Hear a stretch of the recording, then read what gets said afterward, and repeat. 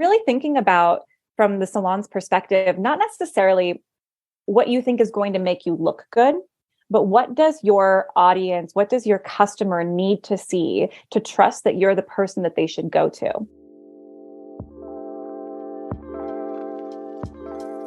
Hello and welcome to the Elevate podcast. I'm your host, Patricia Nowakowski. I'm a salon owner, educator, mindset, and leadership coach that helps salon owners go from overwhelmed and burnt out to motivated and empowered. It is my mission to help you systemize your business, generate more profit, and create a career that you love. Join us every week to learn about the small shifts you can make to elevate your business regarding mindset, marketing, social media, business systems, and so much more. This week, I'm thrilled to chat with Hilary Billings. Hilary is the co-founder and CEO of Attentioneers, a creative agency that helps entrepreneurs, personal brands, and companies exponentially grow their audience and revenue through short-term content. Hilary understands the psychology of attention and helps her clients get it and keep it, both on and offline. As a certified brand strategist, she's worked with New York Times bestselling authors, billionaires, Victoria's Secret models, and many others to grow their brands to the next level of success. Did you ever wish there was a space to connect with other like-minded entrepreneurs outside of the industry? Last year, I joined Brand Builders Group, and it has truly transformed my business. Brand Builders Group is a personal brand strategy firm for influencers, thought leaders, and entrepreneurs. Their services are designed to help mission-driven messengers clarify positioning, expand reach, and increase revenues. I've gained so much clarity thanks to working with my brand strategist and attending Brand Builders Group events. If you are ready to create an impactful personal brand, check out Brand Builders Group. For more information, check out the link in the show notes. I'm so excited today to chat with Hilary. Hilary, do you want to go ahead and introduce yourself and tell my audience a little bit about who you are and what you do? My name is Hilary Billings. I am the CEO and co-founder of Attentioneers, which is a creative agency that helps entrepreneurs, businesses, and companies and their agencies grow their reach and revenue through short-form content strategy. My background is as a content creator myself. I've done over 1 billion organic views. I've scaled my own TikTok following to 0 to 400,000 followers in 40 days and beyond. And we've helped clients gain millions of impressions, win Shorty Impact Awards, and just be able to really capture and gain attention on and offline. I love that so much. Social media is such a necessity for people in my industry. And a lot of people are so hesitant to get started for so many reasons: fear, lack of inspiration, lack of knowing what to do. So I would love for you to give a few simple steps you need to create successful short form content, because I feel like that is what is taking over Instagram. Obviously, TikTok is huge now. And I think a lot of people don't know where to start. Yeah. Well, I think the first piece of conversation is, if you aren't already bought into short form content strategy, needing to be at the top of your content strategy game, we need to rethink that. Over 80% of video content that's being consumed online is short form content. And you've got 20 million videos that are going up a day. So if you are not prioritizing putting short form content strategy on your map and the way that you're utilizing to grow your business, you need to start thinking about that, because that is the way in which your customers are consuming information and the way which they want to connect with you. So that's the first thing. The next thing we always want to look at is how you want to come across on platforms. I'm a big believer that you don't need to be everywhere, that you don't need to do everything. I have TikTok, I have Instagram, I'm kind of still on Facebook, but that's even where the platform where I got my start and really learned to hone and engineer videos. So I think it's important that you pick a platform or pick a couple of platforms and start there and not try to spread yourself too thin. But the great thing about doing a short form content strategy first, and specifically thinking about how your content might look on TikTok, it's a one-way street. So whatever strategy you use for TikTok will apply to your Instagram Reels. It will apply to your YouTube Shorts, to your Facebook Reels. It doesn't necessarily go or work the other way. And a lot of that has to do with the way that the algorithm works on TikTok. So that's for starters, is we want to think about forward first for short form content, thinking about how TikTok viewers might be consuming your content or finding you. And then we want to look at what are your voice and your values that you want to put out through this content. So ideally, in the other content that you're doing, you are also thinking about, what do I want to portray? What do I want my audience to learn about me or about my business through this? And whether it's you're an expert in your field, you understand how to deal with mistakes or how to solve for tough situations. Maybe it's a complex color pattern or a really beautiful cut. Being able to showcase what it is that you value as a company and what your uniqueness is only going to make your viewers fall more in love with you. And we want our strategy to start there. I think a lot of the times when people think about short form content, they think that they have to dance or they have to hop on trends or they have to do these silly videos. And there's a lot of fun that can be had in short form content, and you want to have the permission to do that. But you certainly do not need to do those things in order to succeed. And what you do need to do is make sure that you're starting with your values and your voice in mind. And there's many examples that I could share of different companies that have done this well, even if their product isn't sexy. And that's kind of the cool thing, is your audience has very sexy products, right? And so being able to leverage that visual component is going to be so impactful for them. You talked about, really finding your values, which I think is really important because that's what's going to build trust with your audience. And that's what's going to create a real connection. And I feel like with social media, especially short form content, it's a perfect way to build that connection and to get those followers and those views. You have an insane amount of views. You have, I think you said over 1 billion, and you grew your TikTok to 400,000 followers in 40 days, which is incredible. So what would you say your secret sauce is? Because I feel like everyone is so focused on the likes, the views, and the followers, when in reality, those things don't really matter. They do, but they don't. I wouldn't focus on those, but you have made such a powerful impact in that area. What is your secret sauce to that? So there's a couple things that we can talk about in regards to this.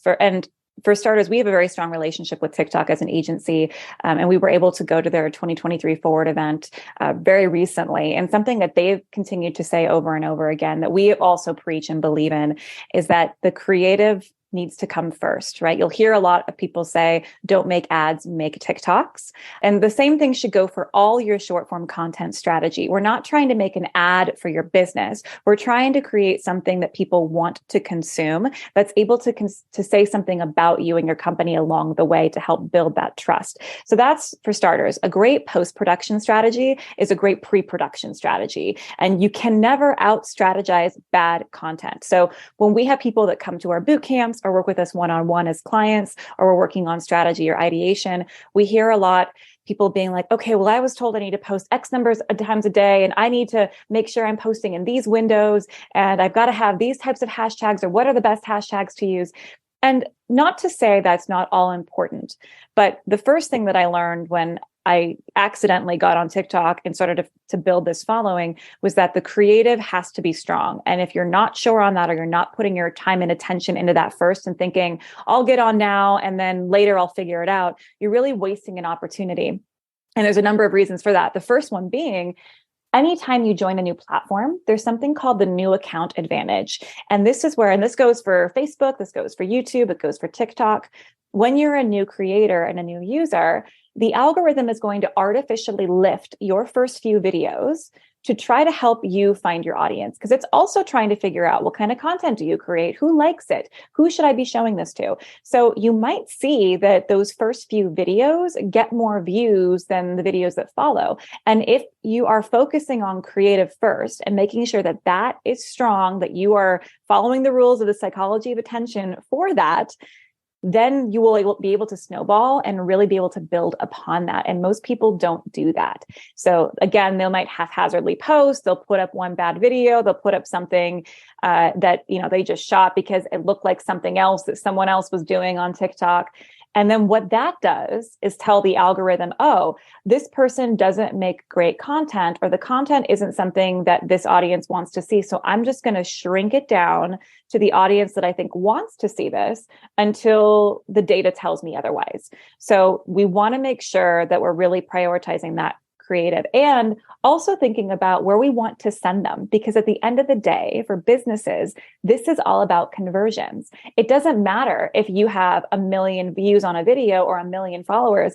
If that isn't converting to people coming into your business and booking with you, then do you really care? Right. And like there might be some credibility, and that's always fantastic for different people to get different opportunities, but we want this to lead to revenue. So thinking about what types of content would potential buyers want to see from you that's going to instill that trust, that's going to create that relationship. So again, we're spending a lot of time on the front end before anything's even posted to make sure that when you move forward to create an account and to post, you're able to do so with more confidence, that even if your views aren't out the window of, incredible views and engagement, you're engaging and connecting with the right people. So really thinking through that.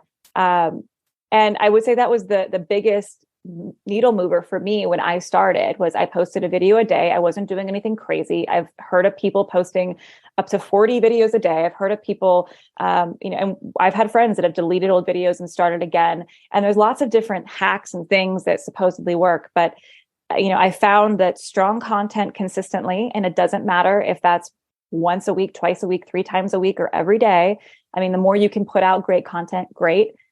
But as far as that goes, it's the quality plus the consistency that matters the most in helping you find your audience. And the great news for businesses now is that because TikTok and short form videos are being cataloged on Google, TikTok is now the #1 search engine for millennials and Gen Z.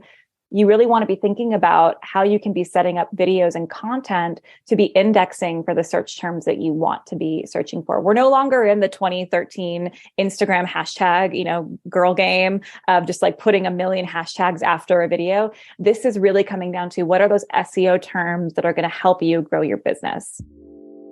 I am so excited to announce that we just opened our brand new program, the Elevated Salon Owner Collective, to beta testers.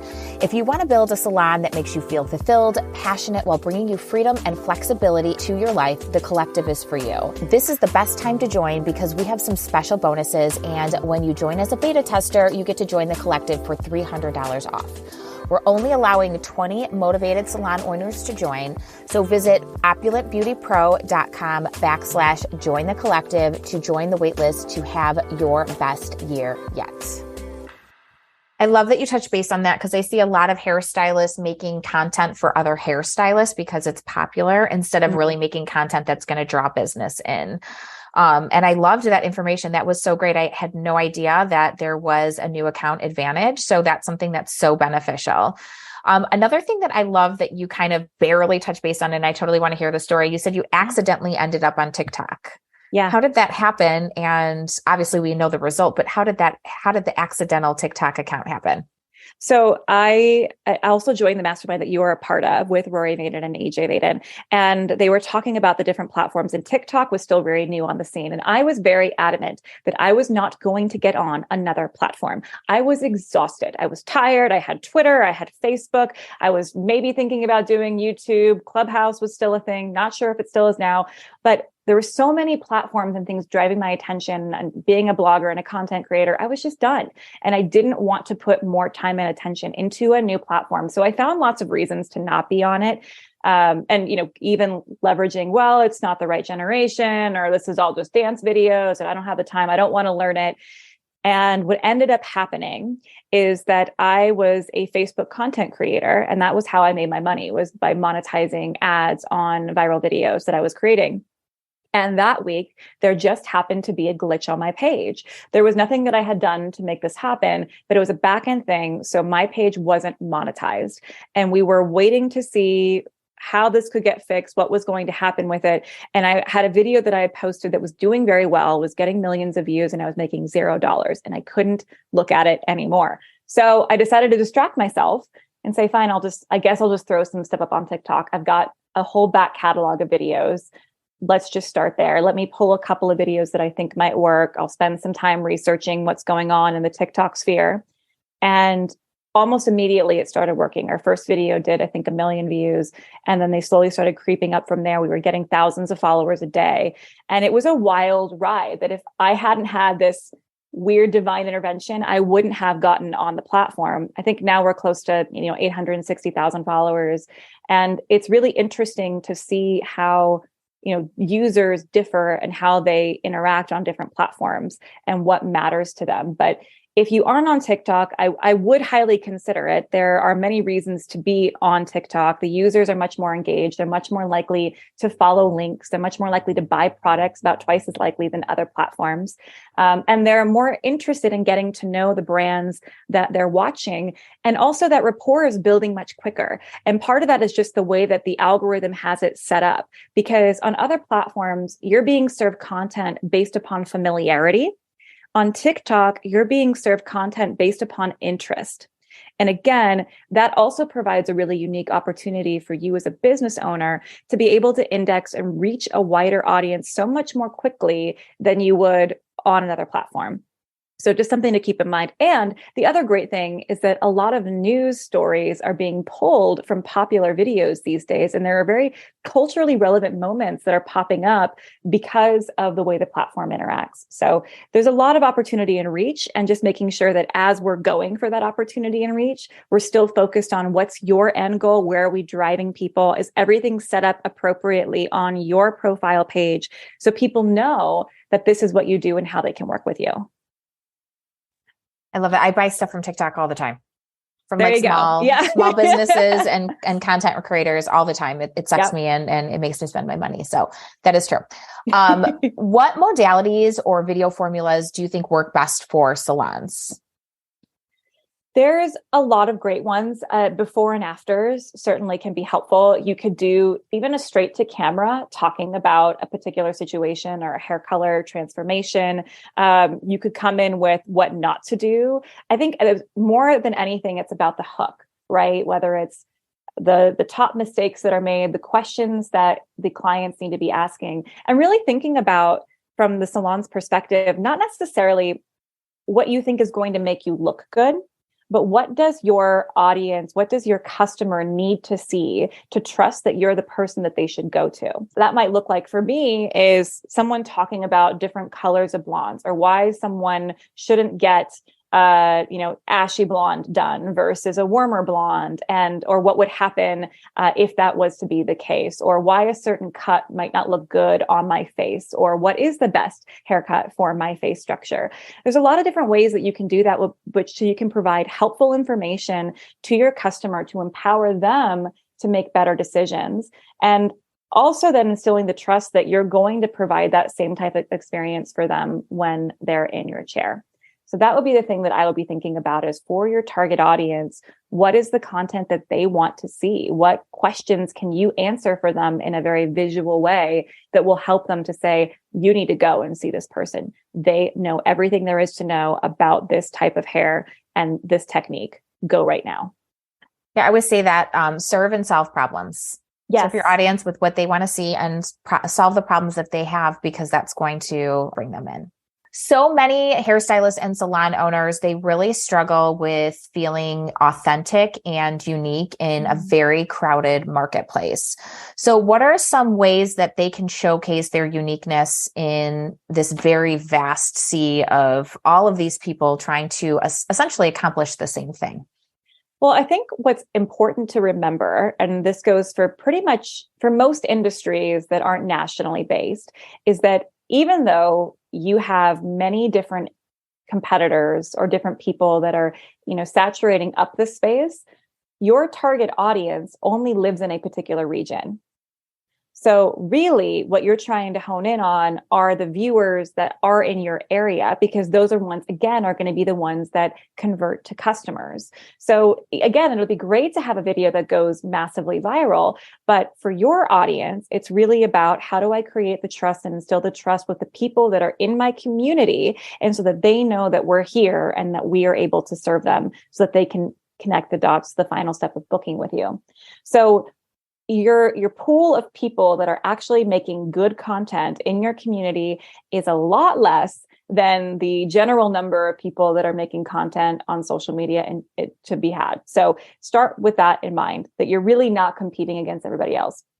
Secondly, even if you are doing content that's similar to somebody else, it doesn't necessarily matter, right? What does matter is the uniqueness piece and going back to what are your values and what is your voice? Because even though you guys are serving customers in a similar way, how you do it and why you do it is going to be very different. And people don't buy from people because of the service they provide.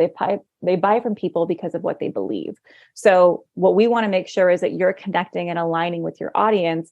I could go to an amazing hairstylist here in town who, I could pay a ton of money for, but if that person's going to treat me mean or not give me the time or the attention or answer the questions that I need answered, then is it worth it for me? Absolutely not.